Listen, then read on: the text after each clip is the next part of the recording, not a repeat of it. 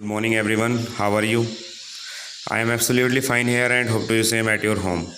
Students, it's chemistry for 11th class and our chapter classification of elements and periodicity in properties that is going on nowadays.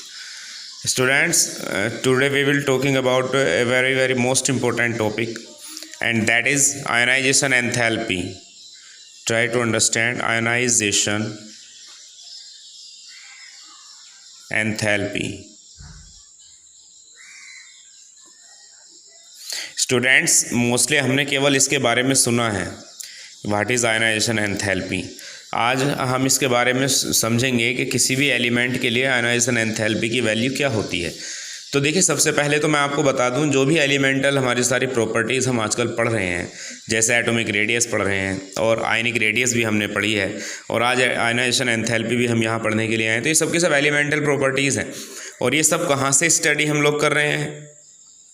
ये सब हम study कर रहे हैं atoms से, कि किसी भी एलिमेंट के अंदर जो मॉलिक्यूल्स होते हैं और उन मॉलिक्यूल्स में जो एटम्स होते हैं, तो उनकी जो प्रॉपर्टीज़ हैं उनके बारे में हम पढ़ रहे हैं, वहीं से आ रही हैं ये सब प्रॉपर्टी। तो ये एक एटम है किसी भी एलिमेंट का, आप यहाँ पर इसको एलिमेंट का एक एटम कह सकते हो। बीच में यहाँ पर न्यूक्लियस है और इसके चारों तरफ जो हैं वो सब सेल्स बनी हुई हैं, सेल्स में सब सेल्स हैं, सब सेल्स में ऑर्बिटल्स हैं।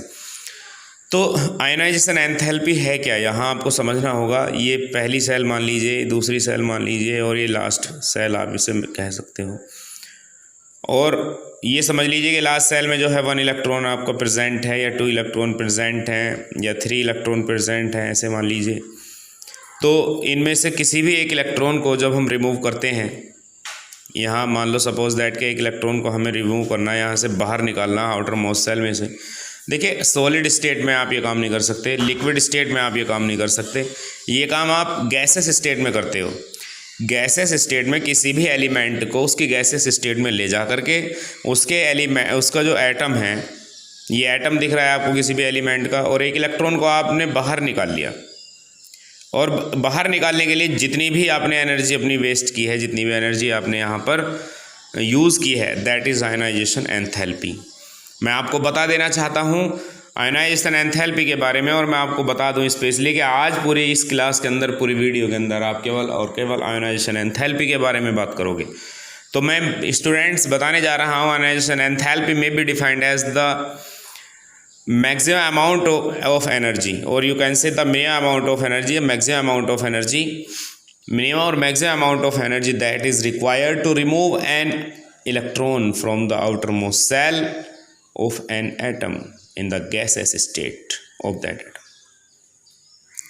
किसी भी एटम की गैसेस स्टेट में उसके आउटर मोस्ट सेल में से एक इलेक्ट्रॉन को बाहर निकालने पर जितनी एनर्जी आपकी यूज होती है, that is called ionization enthalpy, and that is represented by delta H, you can say, okay, और डेल्टा आई एच कह सकते हो।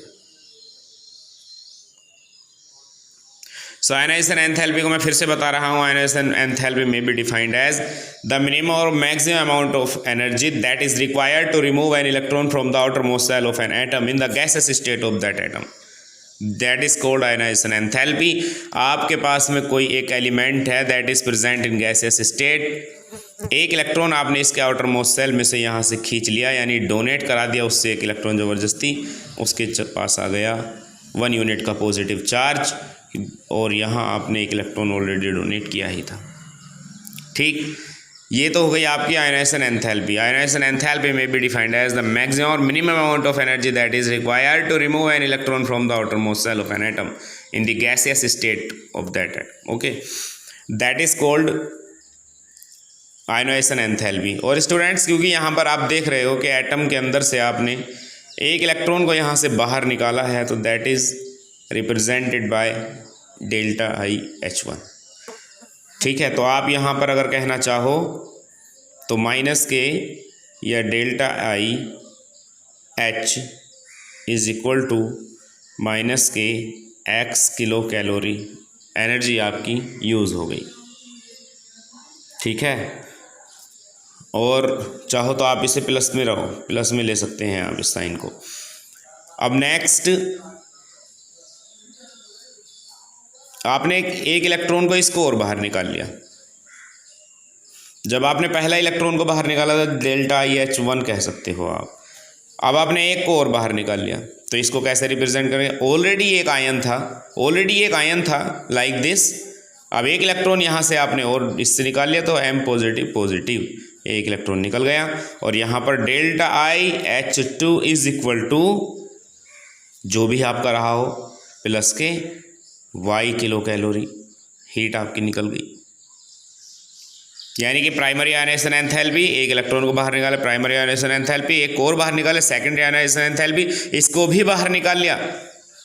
पॉजिटिव में से एक इलेक्ट्रॉन और बाहर आपने निकाल दिया और वो हो गया आपका delta IH3 is equal to suppose that plus के Z किलो कैलोरी हीट आपने निकाल ली।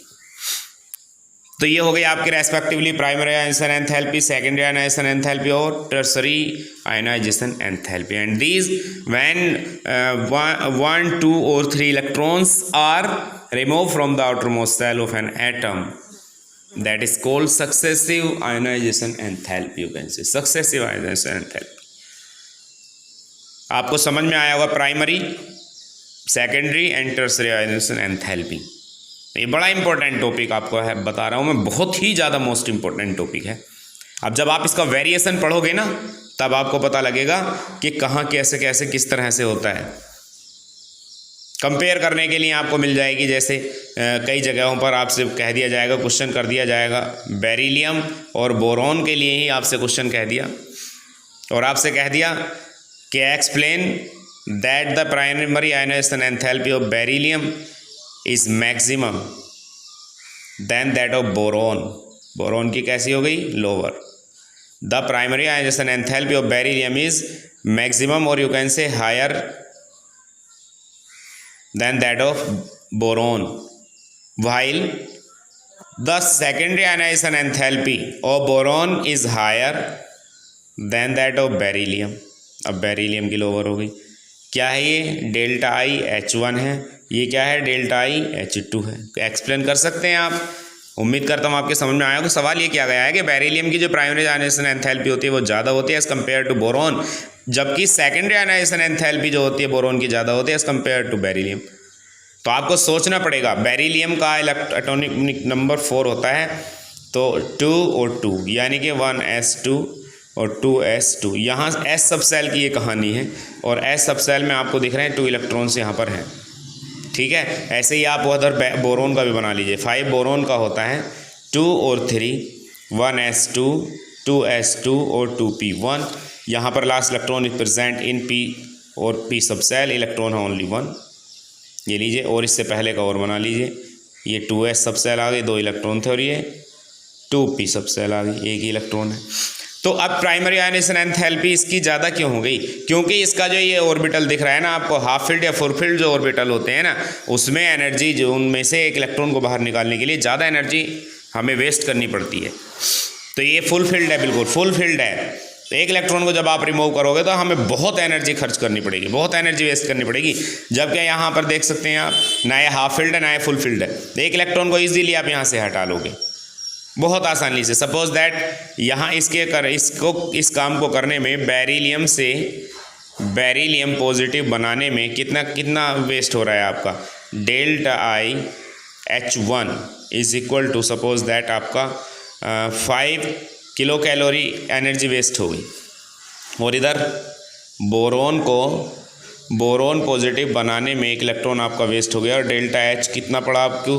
बहुत आसानी से आपने निकाल लिया, तो 2 किलो कैलोरी आप यहाँ पर मान सकते हो। लेकिन जैसे ही आप इस बार बेरिलियम पॉजिटिव में से एक और इलेक्ट्रॉन को यहाँ से हटाओगे, यानी कि delta IH2 secondary ionization enthalpy of beryllium, ध्यान रखना secondary ionization enthalpy of beryllium, तो इस बार इसको नीड पड़ी ओनली 3 किलो कैलोरी की। लेकिन अब इधर सीन थोड़ा सा चेंज हो गया है।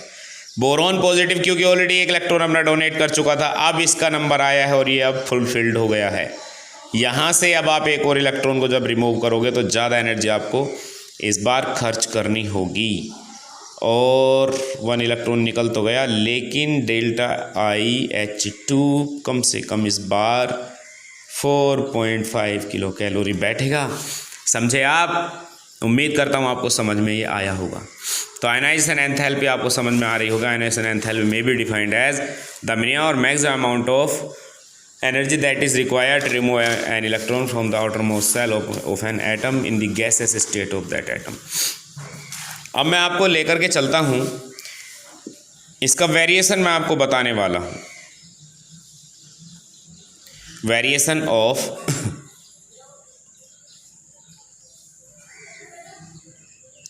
Ionization enthalpy. तो मैं पहले नंबर पर आपको वेरिएशन इसका करा देता हूं।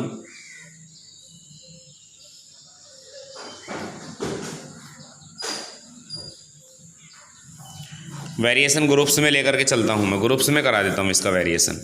तो वेरिएशन इन ग्रुप्स आप जब जाओगे तो जाहिर सी बात है, कोई भी ग्रुप आप जब किसी को भी सेलेक्ट कर लीजिए, आप 16 नंबर को सेलेक्ट कर लीजिए, ओरिजिनल सॉल्यूशन से टीपो। ये क्या है?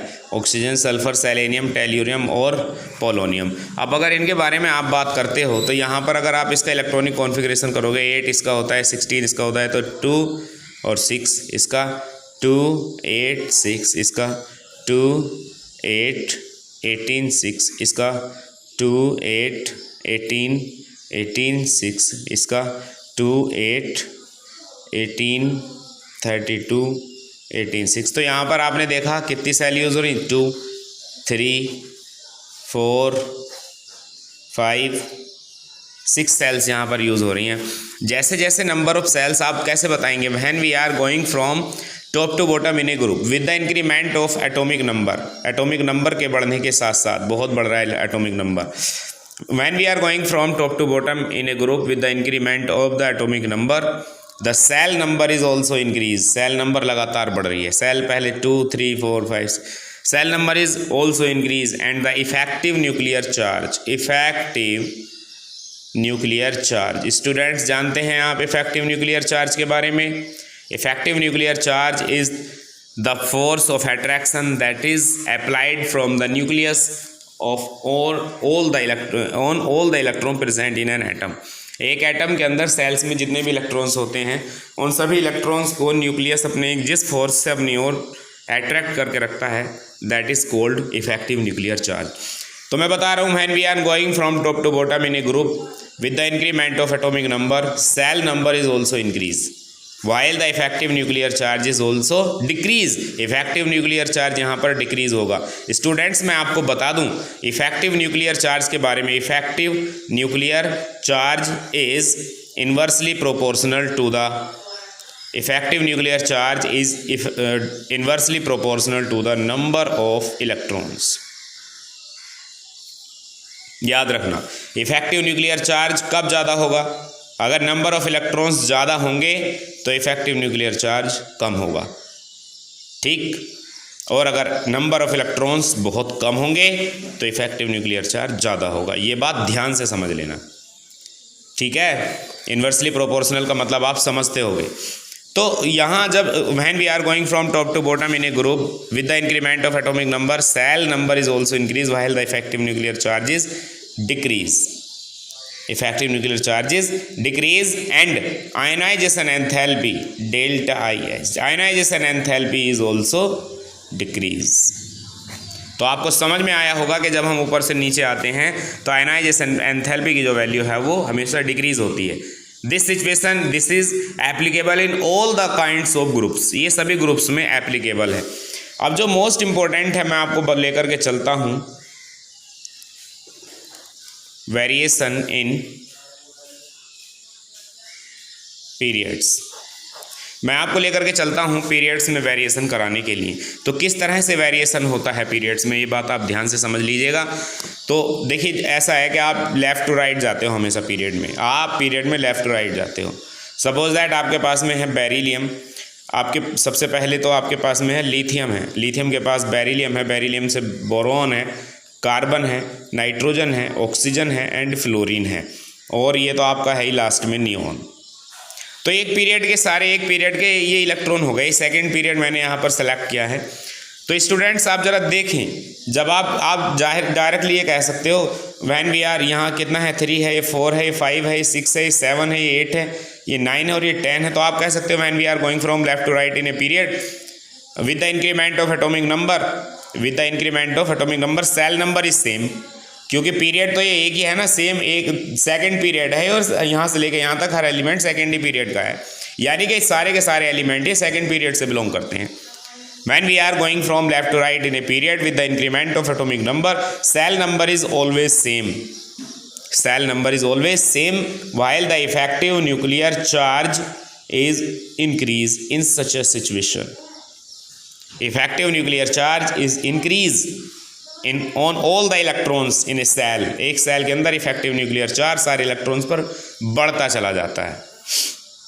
ठीक है, एक ही सेल में है इसलिए बढ़ रहा है, एक ही सिंगल सेल है, एक ही सेल है, चेंज नहीं हो रही है सेल। यहाँ अगर आप चेक करेंगे इसका इलेक्ट्रॉनिक कॉन्फ़िगरेशन तो 2 1 2 2 2 3 2 4 2 5 2 6 2 7 और 2 8। चेक कर लें, देखो 2 ही सेल्स हैं, पूरे के सारे एलिमेंट्स में 2 ही सेल्स हैं और shell number always equal to period number. तो when the effective nuclear charge is increased, then ionization enthalpy is also increased. ionization enthalpy भी बढ़ती है। But some exceptional cases are there. जैसा कि मैं आपको पढ़ा चुका हूँ, अगर हम यहाँ लेते हैं तो जब लिथियम से बेरिलियम की तरफ आप गए, लिथियम से बेरिलियम की तरफ गए तो इसकी वैल्यू बढ़ गई, आयनाइजेशन एंथैल्पी इसकी ज़्यादा है। ठीक है, आयनाइजेशन एंथैल्पी इसकी ज़्यादा है, लेकिन फिर आप जैसे ही बेरिलियम से बोरोन पर गए तो बोरोन की अब कम हो गई, less than that of beryllium. क्यों है वो मैं आपको बता चुका हूँ। Primary ionization enthalpy of beryllium is maximum than that of boron, जबकि बोरोन की ज़्यादा होनी चाहिए थी, क्योंकि आप ये कह रहे हो कि लेफ्ट टू राइट जाते हुए किसी पीरियड में लेफ्ट टू राइट जाते हुए आयनाइजेशन एंथैल्पी की वैल्यू बढ़ती है, लेकिन यहाँ ऐसा नहीं है। तो ये एक वेरिएशन चलता है। अगर मैं इसका एक कर्व आपके सामने बना करके दिखाना चाहूँ तो आप कहाँ से स्टार्ट कर रहे हो ये देख लीजिए। आपके पास में कौन कौन से एलिमेंट हैं, लिथियम है, बेरिलियम है, बोरोन है, कार्बन है, नाइट्रोजन है, ऑक्सीजन है और फ्लोरीन है और नियोन है। तो इनके बारे में जब आप एक कर्व बनाओगे तो लिथियम पर थोड़ा सा आपका आयनाइजेशन एंथैल्पी की वैल्यू बढ़ गई, लेकिन जैसे ही आप बेरिलियम के पास पहुँचे तो और ज़्यादा बढ़ गई, लेकिन जैसे ही आप बोरोन के पास आए तो वो धड़ाम से नीचे आ गई, लाइक दिस। और जब कार्बन पर पहुँचे तो कार्बन पर थोड़ी बढ़ी, नाइट्रोजन पर पहुँचे तो और थोड़ी बढ़ गई, ऑक्सीजन पर जब आप पहुँचे तो थोड़ी और, मतलब नाइट्रोजन पर जब आप गए तो बढ़ गई, लेकिन जैसे ही ऑक्सीजन पर पहुँचे फिर से यहाँ पर थोड़ी सी घट गई। ठीक है, फ्लोरीन पर जब पहुँचे फिर से बढ़ गई, नियोन पर पहुँचे तो बढ़ गई। ये है, तो वेरिएशन का एक बहुत सारा वेरिएशन इनका चेंजमेंट आता है। ठीक है, बीच बीच में क्योंकि अगर आप चेक करें तो नाइट्रोजन की जो आयनाइजेशन एंथैल्पी है वो ज़्यादा as compare to oxygen. Nitrogen के पास में जो है इलेक्ट्रॉन का जो सीन है वो कुछ इस तरह से है, और ऑक्सीजन के पास जो आउटर मोस्ट सेल के इलेक्ट्रॉन्स का सीन है वो कुछ इस तरह से है। तो यहाँ से एक इलेक्ट्रॉन को रिमूव करने के लिए आपको एक्स्ट्रा एनर्जी वेस्ट करनी होगी, जबकि यहाँ से एक इलेक्ट्रॉन निकालने के लिए आपको एनर्जी कम वेस्ट करनी होगी। अगर यहाँ पर delta I H equal to आपको 2 किलो कैलोरी की ज़रूरत है तो यहाँ पर आपको डेल्टा आई एच की ज़रूरत जो पड़ेगी वो 1.5 किलो कैलोरी की ज़रूरत पड़ेगी, यानी इसकी लेस है, इसकी ज़्यादा। Why? Because of according to Hertz rule the half filled और full filled orbitals are more stable. तो ये मोर स्टेबल है, और यहाँ से एक इलेक्ट्रॉन को निकालने के लिए ना आपको ज़्यादा एनर्जी वेस्ट करनी होगी। हाफ फील्ड और full filled orbitals are more stable, तो ये हाफ फील्ड है। ठीक, तो ये है आपका आयनाइजेशन एंथैल्पी। तो किसी भी पीरियड में जब आप लेफ्ट टू राइट जाओगे तो ये क्लियर बात है कि आयनाइजेशन एंथैल्पी की वैल्यू लगातार बढ़ेगी, लेकिन कुछ एक्सेप्शनल केस हैं बीच बीच में उनको आपको ध्यान से पढ़ना होगा, उसके रिलेटेड बहुत सारे क्वेश्चंस आपको मिल जाएंगे। ओके स्टूडेंट्स, ये था आपका ionization enthalpy. Thank you and have a nice day students. Good morning everyone.